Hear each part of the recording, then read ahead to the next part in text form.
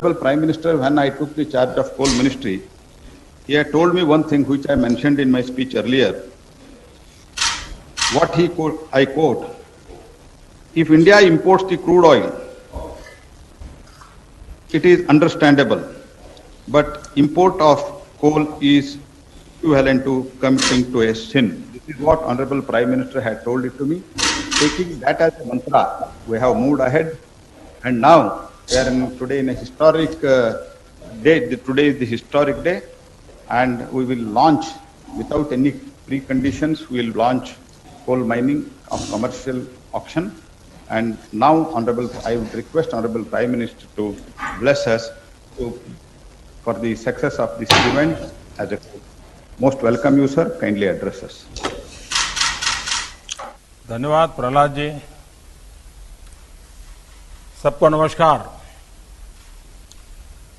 देश और विदेश में इस इवेंट में हिस्सा ले रहे सभी साथियों का बहुत बहुत स्वागत है। इतने चैलेंजिंग टाइम में इस तरह के इवेंट का होना, आप सभी का उसमें शामिल होना अपने आप में एक बहुत बड़ी आशा जगाता है, विश्वास का बहुत बड़ा संदेश लेकर के आता है। भारत कोरोना से लड़ेगा भी और आगे जीतेगा भी, आगे बढ़ेगा भी। भारत इस बड़ी आपदा को आपदा समझ करके रोते बैठने के पक्ष का नहीं है। भारत आपदा कितनी ही बड़ी क्यों न हो, उसको अवसर में बदलने के लिए कृत संकल्प है और हम सब मिलकर के आपदा को अवसर में बदलेंगे। कोरोना के इस संकट ने भारत को आत्मनिर्भर भारत, सेल्फ रिलायंट होने का सबक भी दिया है। आत्मनिर्भर भारत यानी भारत इंपोर्ट पर अपनी निर्भरता कम करेगा।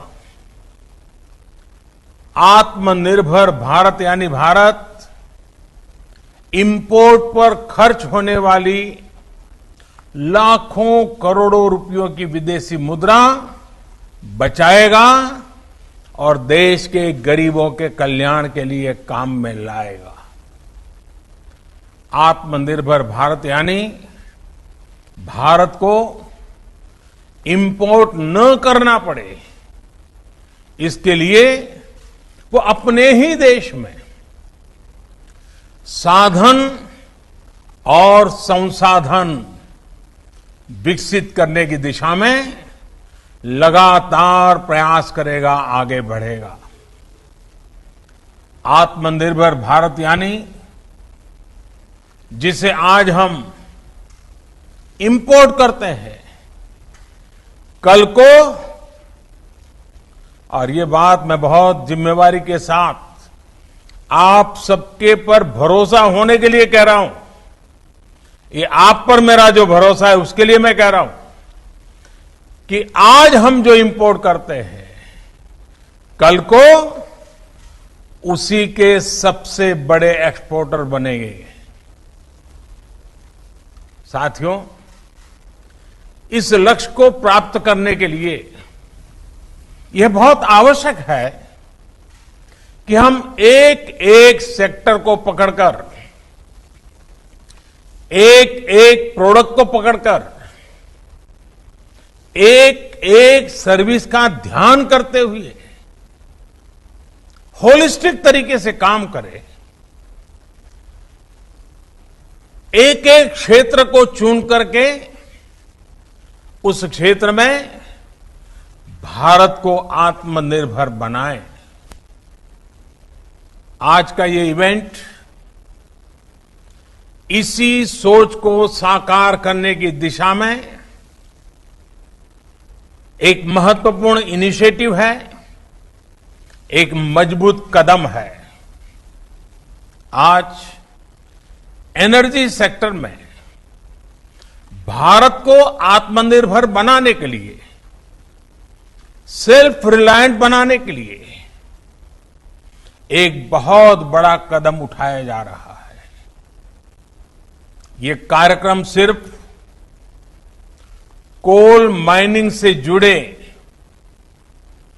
एक सेक्टर से जुड़े रिफॉर्म्स को जमीन पर उतारने का ही है, ऐसा नहीं है, बल्कि ये 130 करोड़ एस्पिरेशंस को रियलाइज करने का कमिटमेंट है। ये हमारे युवा साथियों के लिए रोजगार के लाखों अवसर तैयार करने की शुरुआत है। साथियों, सेल्फ रिलायंस के संकल्प को सिद्ध करने के लिए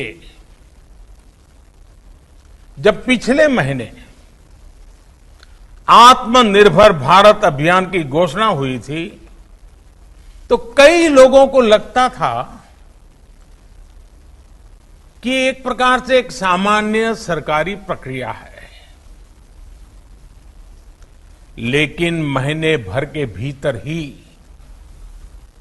हर घोषणा, हर रिफॉर्म्स, चाहे वो एग्रीकल्चर सेक्टर में हो, चाहे एमएसएमई के सेक्टर में हो, या फिर अब कोल और माइनिंग के सेक्टर में हो, हर क्षेत्र में एक साथ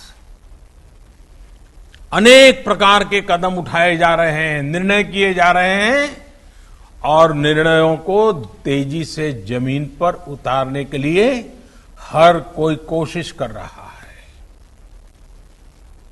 ये दिखाता है कि भारत इस क्राइसिस को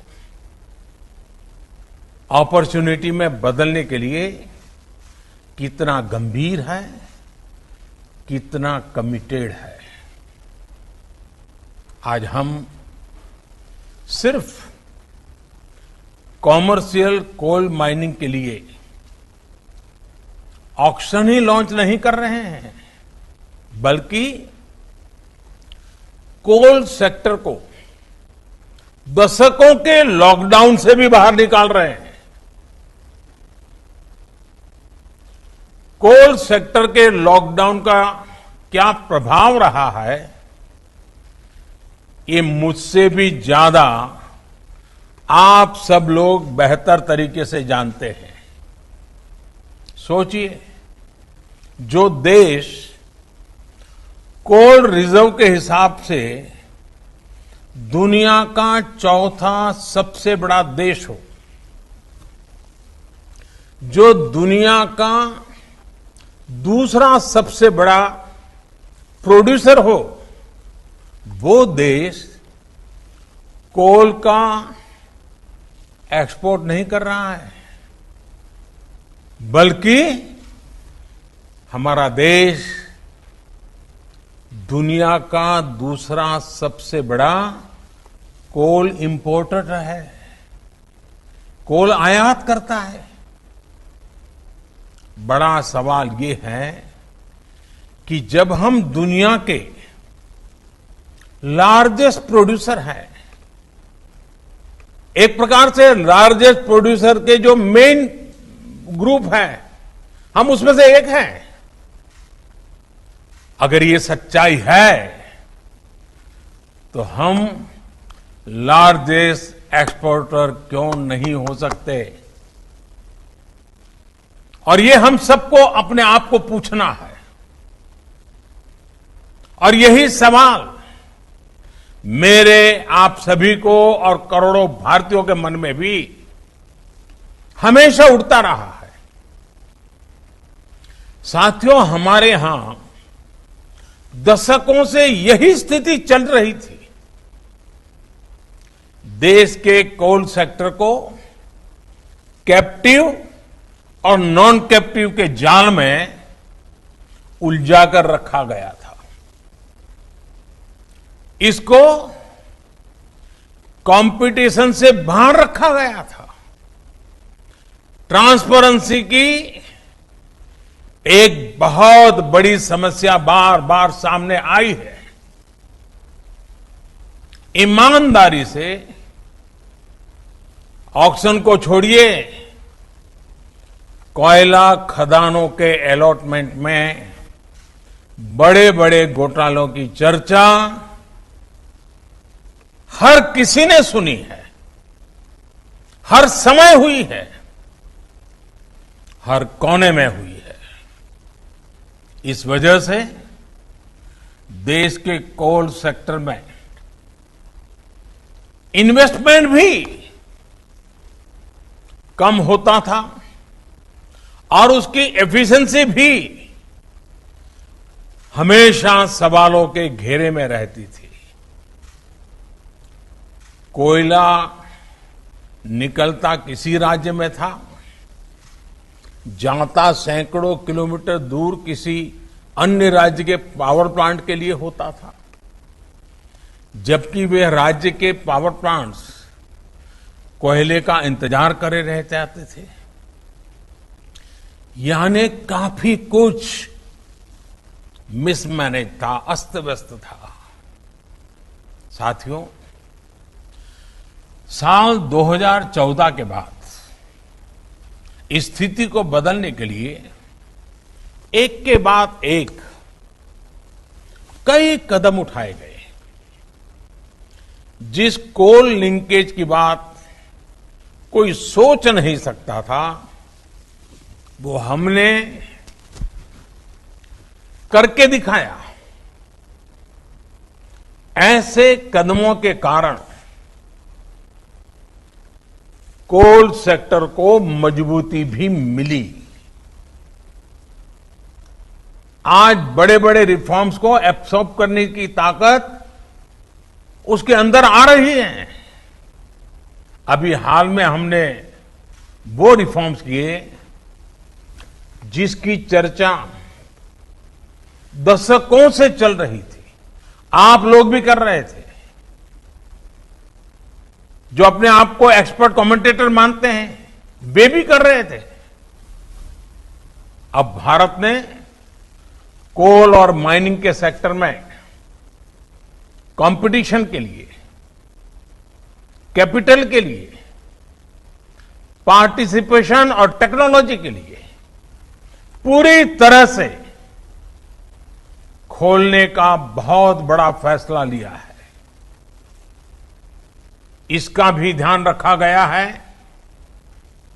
कि जो नए प्लेयर्स, प्राइवेट प्लेयर्स माइनिंग के क्षेत्र में आए, उन्हें फाइनेंस के कारण कोई दिक्कत ना हो, उसका भी ध्यान रखा गया है ताकि नए लोगों को प्रोत्साहन मिले।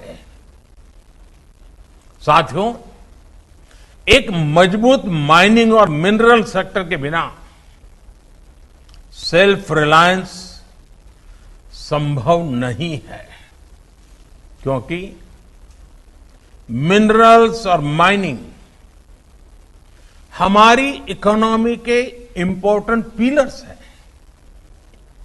अब रिफॉर्म्स के बाद अब कोल प्रोडक्शन, पूरा कोल सेक्टर भी एक प्रकार से आत्मनिर्भर हो पाएगा। अब कोयले के लिए बाजार खुल गया है। जिस सेक्टर को जब जितनी जरूरत होगी वो खरीदेगा। साथियों, जो रिफॉर्म्स के लिए और जो रिफॉर्म्स हमने किए गए हैं, उसका लाभ सिर्फ कोल सेक्टर को ही नहीं, दूसरे अन्य सेक्टरों पर भी पड़ेगा। जब हम कोल प्रोडक्शन बढ़ाते हैं तो पावर जनरेशन बढ़ने के साथ ही स्टील, एल्यूमिनियम, फर्टिलाइजर, सीमेंट जैसे तमाम दूसरे सेक्टर्स में प्रोडक्शन और प्रोसेसिंग पर भी सकारात्मक पॉजिटिव इंपैक्ट होता है। सौभाग्य से हमारे यहां कोल, आयरन, बॉक्साइट ऐसे कई मिनरल्स के रिजर्व्स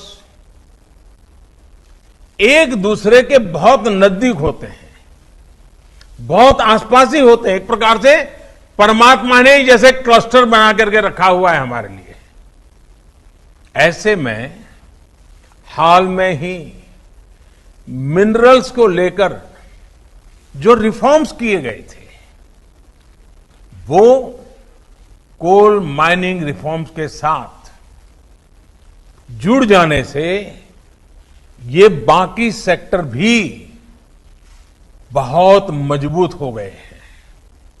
साथियों, कॉमर्शियल कोल माइनिंग के लिए आज जो ऑक्शन की शुरुआत हो रही है वो हर स्टेक होल्डर्स के लिए विन विन सिचुएशन है।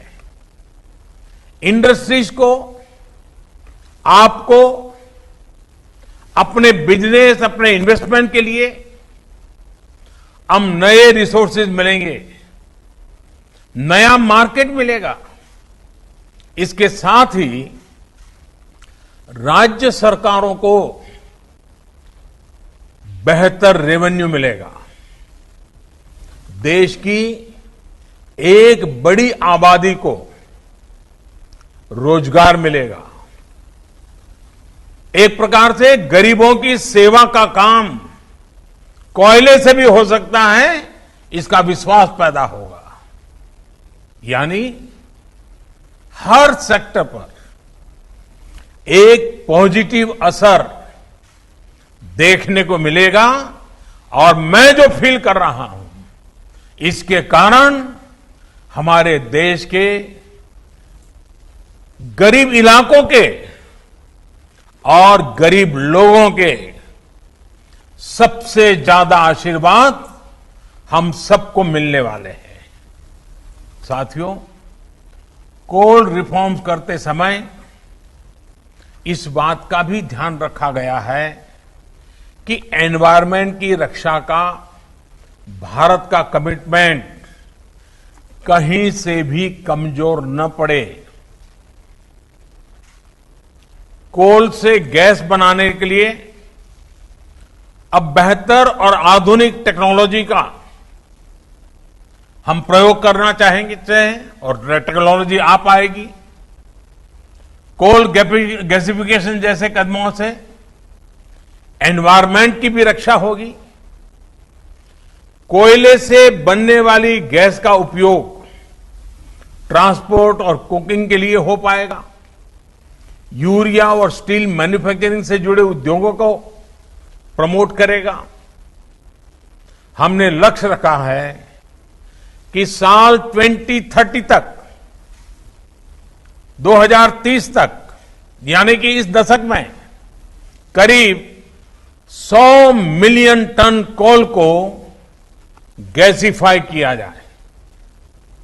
मुझे बताया गया है कि इसके लिए 4 प्रोजेक्ट्स की पहचान हो चुकी है और इन पर करीब करीब 20,000 करोड़ रुपए इन्वेस्ट किए जाएंगे। साथियों, कोल सेक्टर से जुड़े ये रिफॉर्म्स ईस्टर्न और सेंट्रल इंडिया को, विशेषकर हमारी ट्राइबल बेल्ट को डेवलपमेंट का पिलर बनाने का भी एक बहुत बड़ा जरिया है।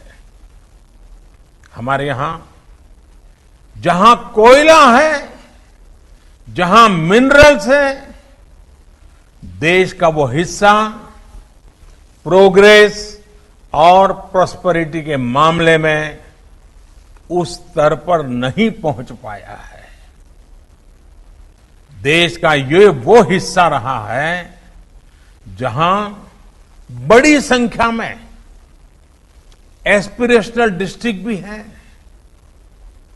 वो जिले जहां के लोग विकास के लिए एस्पायर कर रहे हैं, लालायित है, कर गुजरने का इरादा रखते हैं, सामर्थ्य है, शक्ति है, समझ है, सब कुछ है, लेकिन यही जिले विकास की दौड़ में बहुत पीछे रह गए हैं। आप कल्पना कर सकते हैं, देश में 16 एस्पिरेशनल डिस्ट्रिक्ट्स ऐसे हैं जहां कोयले के बड़े बड़े भंडार है, लेकिन इनका लाभ वहां के लोगों को उतना नहीं हुआ जितना होना चाहिए था। वहां के गरीबों का जितना भला होना चाहिए था वो नहीं हुआ। यहां से बड़ी संख्या में हमारे साथी दूर दूर अपने बूढ़े मां बाप को छोड़ करके, अपने खेत खलिहान को छोड़ करके, अपने यार दोस्तों को छोड़ करके बड़े शहरों में रोजगार के लिए, एम्प्लॉयमेंट के लिए माइग्रेशन करते हैं। ऐसी अनेक समस्याओं को कम करने और पूर्वी भारत और मध्य भारत की एक बड़ी आबादी को उसके घर के पास ही बेहतर रोजगार के अवसर देने में कॉमर्शियल माइनिंग तरफ हम जो कदम उठा रहे हैं वे एक इच्छित परिणाम लाएंगे। और जब मैं इच्छित परिणाम की बात करता हूं, मुझे इन क्षेत्रों का विकास करना है, हमें वहां के गरीबों का भला करना है, हमें पहले उस इलाके को आत्मनिर्भर बनाना है, बना के हर परिवार को आत्मनिर्भर बनाना है, हर गरीब की जिंदगी में बदलाव लाना है। आज जिन कोल ब्लॉक्स का ऑक्शन हो रहा है, इनसे ही इस क्षेत्र में लाखों जॉब पैदा होने का अनुमान है। इतना ही नहीं, कोयला निकालने से लेकर ट्रांसपोर्टेशन तक को बेहतर बनाने के लिए जो आधुनिक इंफ्रास्ट्रक्चर तैयार किया जाएगा, उससे भी रोजगार के अवसर बनेंगे, वहां रहने वालों को अधिक सुविधाएं मिलेगी। अभी हाल ही में सरकार ने इस तरह के इंफ्रास्ट्रक्चर पर 50,000 करोड़ रुपए खर्च करने का निर्णय किया है। साथियों, कोल सेक्टर में हो रहे रिफॉर्म, इस सेक्टर में हो रहा निवेश लोगों के जीवन को, विशेषकर हमारे गरीब और आदिवासी भाई बहनों के जीवन को आसान बनाने में बहुत बड़ी भूमिका निभाएगा। कोल प्रोडक्शन में, अनकोल प्रोडक्शन से राज्यों को एक्स्ट्रा रेवेन्यू मिलेगा, उसका इस्तेमाल वहां की जन कल्याण योजनाओं में होगा, उस राज्य के विकास में होगा। इसके साथ ही राज्यों को डिस्ट्रिक्ट मिनरल फंड, उससे भी बहुत मदद मिलने वाली है और ये मदद जारी रहेगी। इस फंड का बड़ा हिस्सा कोल माइनिंग के आसपास के इलाकों में जरूरी सुविधाओं के विकास में लगाया जा रहा है। वहां के लोगों की जिंदगी, ईज ऑफ लिविंग, उनको जीने के लिए जूझना न पड़े, उन्हें सरकारों के साथ जद्दोजहद न करना पड़े, वो आत्मसम्मान से जिए, वो आत्मनिर्भर होकर के जिए। यानी जहां संपदा है वहां रहने वालों में संपन्नता भी हो। इस लक्ष्य को लेकर हम आगे बढ़ रहे हैं। आज उठाए जा रहे ये कदम इस लक्ष्य को हासिल करने में बहुत मददगार सिद्ध होंगे।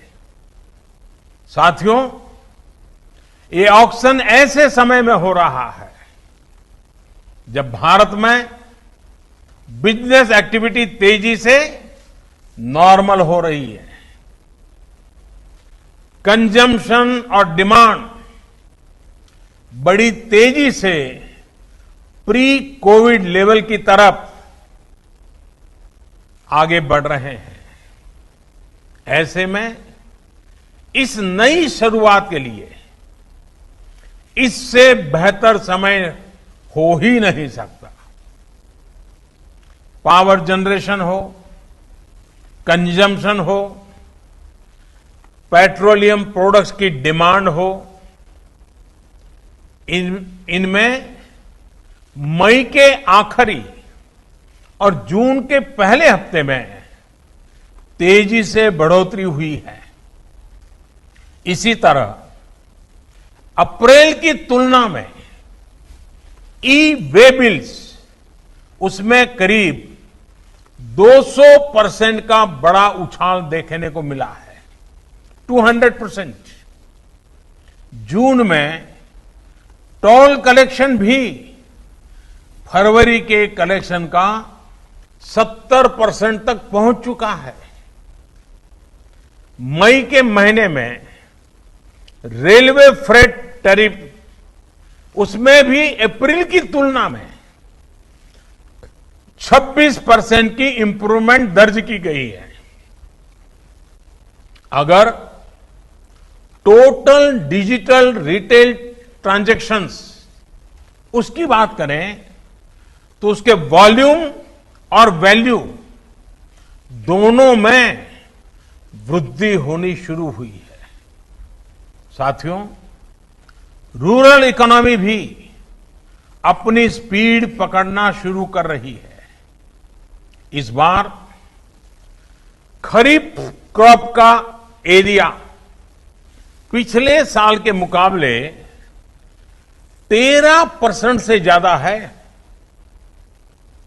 इस वर्ष गेहूं का प्रोडक्शन और प्रोक्योरमेंट दोनों बढ़ा है। पिछले साल के मुकाबले अभी तक गेहूं का 11% से ज्यादा प्रोक्योरमेंट किया जा चुका है। मतलब ये कि किसानों की जेब में भी इस बार ज्यादा पैसा पहुंचा है। ये जितने भी इंडिकेटर्स हैं, मैंने बहुत ज्यादा समय लिया नहीं, कुछ कम गिनाए हैं। ये जितने भी इंडिकेटर्स हैं वो दिखा रहे हैं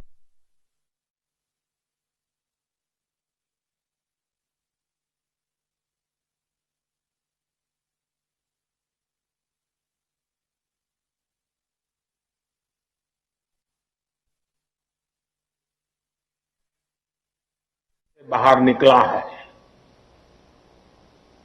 इससे भी निकलेगा।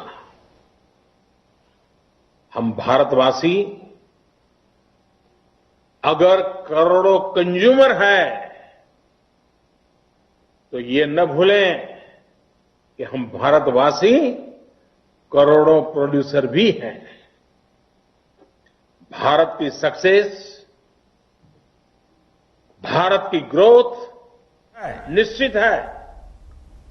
हम आत्मनिर्भर बन सकते हैं। आप याद करिए, सिर्फ कुछ सप्ताह पहले तक हम N95 मास्क, कोरोना की testing kit, personal protective equipment PPE, ventilator, अपनी जरूरत का ज्यादातर हिस्सा हम बाहर से मंगाते थे। अब भारत अपनी डिमांड को मेक इन इंडिया से पूरी कर रहा है। इतना ही नहीं, बहुत जल्द हम महत्वपूर्ण मेडिकल प्रोडक्ट्स के एक्सपोर्टर भी बनेंगे। आप अपना विश्वास, अपना हौसला बुलंद रखिए। हम सब मिलकर के ये सपने साकार कर सकते हैं। हम आत्मनिर्भर बन सकते हैं और ये हम सबका संकल्प है। 130 करोड़ देशवासियों का संकल्प है। हमें आत्मनिर्भर भारत बनाना है और हम आत्मनिर्भर भारत बना सकते हैं। सेल्फ रिलायंट इंडिया की जो जर्नी 130 करोड़ भारतीयों ने शुरू की है, आप भी उसके भागीदार हैं। आप नेतृत्व करने के लिए आगे आइए। जीवन में ऐसे मौके बहुत कम आते हैं जब कुछ कर करके इतिहास को मोड़ देने की मौका आ जाता है। आज भारत के उद्योग जगत को, आज भारत के व्यापारी जगत को, आज भारत के सर्विस सेक्टर को लीड करने वाले लोगों के लिए इतिहास को बदलने का मौका आया है। इतिहास की दिशा बदलने का मौका आया है। भारत के भाग्य को बदलने का मौका आया है। हमें इस मौके को जाने नहीं देना है। हमें इस अवसर को छोड़ना नहीं है। आइए भारत को आगे बढ़ाएं, भारत को आत्मनिर्भर बनाएं। साथियों, आज मुझे आपके बीच आने का मौका मिला। मामला तो कोयले का है, हीरे के सपने देख करके चलना है। एक बार फिर आप सभी को इस अहम शुरुआत के लिए, कोल सेक्टर के इस अहम पड़ाव के लिए मेरी तरफ से बहुत बहुत शुभकामनाएं हैं। मैं विशेष रूप से मंत्रिपरिषद के मेरे साथी प्रहलाद जोशी जी को और उनकी टीम को बहुत बधाई देना चाहता हूं, क्यों उन्होंने इस लॉकडाउन पीरियड का इतना उपयोग किया। पूरे डिपार्टमेंट के हर बारीकियों का अध्ययन किया। देश के लिए नया क्या कर सकते हैं, नए तरीके से क्या कर सकते हैं, उन्होंने एक बहुत बड़ी लीडरशिप दी है। मैं प्रहलाद जी को, उनके सचिव और उनकी टीम को आज बहुत बधाई देना चाहता हूं। आपको लगता होगा कि आप एक छोटा सा कार्यक्रम कर रहे हैं। प्रहलाद जी, मुझे नहीं लग रहा है, मैं तो देख रहा हूं कि आप आत्मनिर्भर भारत के लिए एक मजबूत नींव आज डाल रहे हो और इसलिए और आपकी टीम बहुत बधाई के पात्र है। उद्योग जगत के जो साथी आज यहां मौजूद है, उनको मैं फिर से एक बार विश्वास दिलाना चाहता हूं, मैं आपके साथ हूं। देश हित के हर काम में आप 2 कदम चलिए, मैं 4 कदम चलने के लिए आपके साथ हूं। आइए हम मिलकर के इस अवसर को जाने न दें। फिर एक बार आप सबको बहुत बहुत शुभकामनाएं, बहुत बहुत धन्यवाद।